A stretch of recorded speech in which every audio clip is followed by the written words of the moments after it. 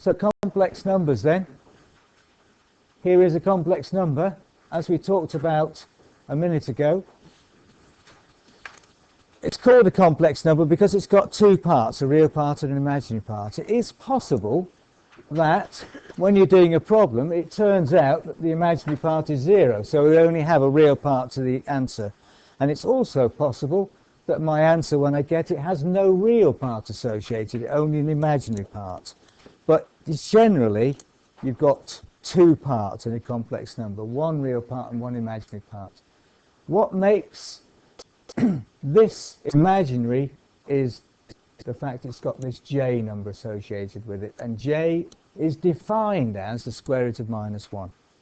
It doesn't exist in the real world, but it's defined as that. Yeah. It will always be that minus. It'll always be that. J is the square root of -1, it's defined as. However, if there is a number that exists that is the square root of -1, if I square it, I get back to -1. So j squared is -1. In other words, if I'm playing with imaginary numbers and I'm wanting to square them, I'm suddenly going from this imaginary world back into the real world again. This is a real number, -1. So j is an imaginary number, but j squared is -1. And that's going to be useful to us. So that's what complex numbers look like.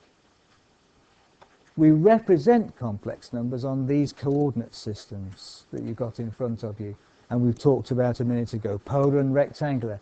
How we use them is we let the y-axis in both the rectangular and the polar system represent the imaginary part of the number, and the x-axis in both coordinate systems represent the real part of a number.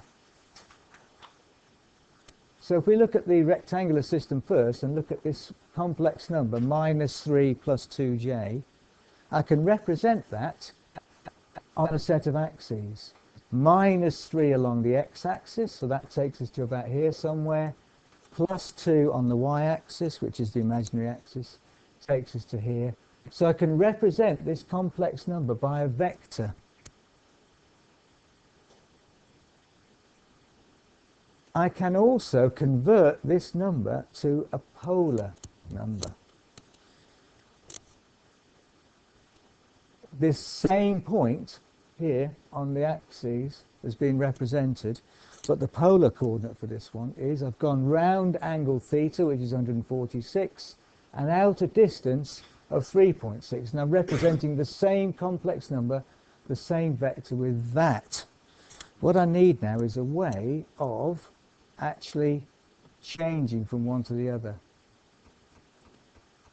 So first of all, these complex numbers, rectangular and polar, they have names, by the way. The polar has some interesting names associated with it. The modulus is the name given to the size of the vector, represented in polar form.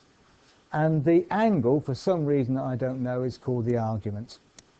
And it represents the angle measured from the positive x-axis anti-clockwise. This is particularly useful in electronics because this magnitude is often represents a voltage or a current, and this represents a phase angle associated with that. So the phase relative to the supply voltage. So that's how we represent them. What I want to do now is to be able to convert from one to the other. We can use trigonometry to do it. Let's say I've got a coordinate that looked a bit like this. So I can find its x and its y, effectively, by turning it into a right-angled triangle. So I could work out what the x and the y coordinate were if I knew this and I knew the angle theta, say. You could see, yes, I could work out x and y, sines and cosines.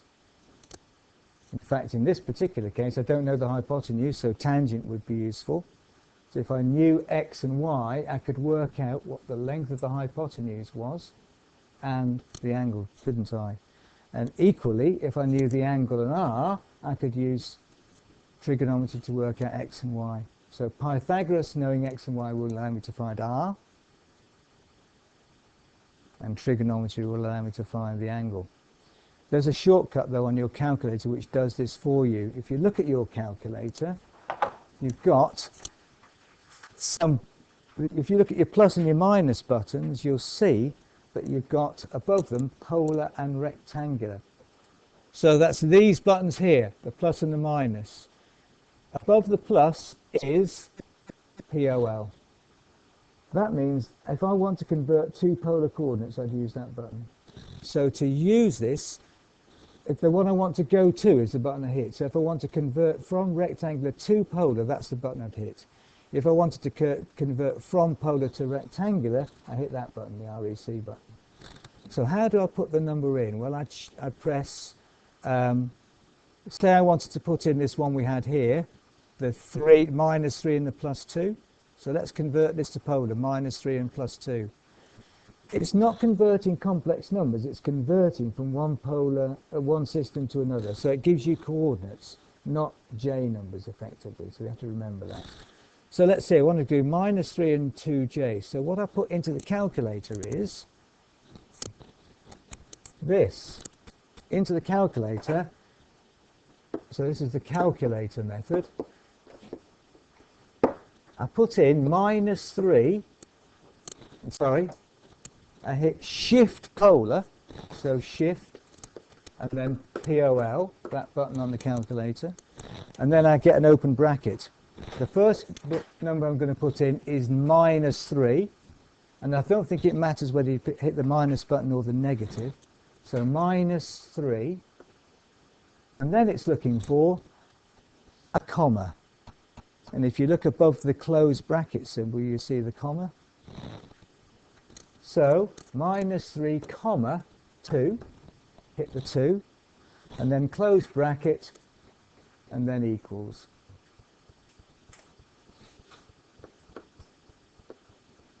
And it tells me the polar coordinates.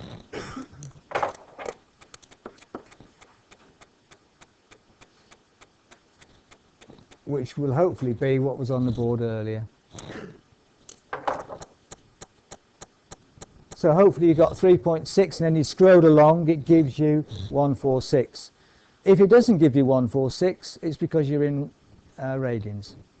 So sometimes you want the angle in radians, sometimes you want it in degrees. So this is another situation where you need to check you're in the right mode. Let's say I want to convert that back. So let's say I want to put in 3.6 angle 146 back to rectangular. So I hit shift rectangular. But again, it's asking for coordinates. So it asks for the magnitude first, 3.6, and then again a comma to separate them, and then 146 if you were in degrees, equals, and then it will tell you, it can take you back and give you the XY coordinates. So rounding minus 3, comma 2 is what you get. But of course, we're after a complex number. So what's that actually telling us is that my complex number is minus 3 plus, because it's positive, 2J. So I have to do that bit myself. It doesn't tell me that the second part is the J number.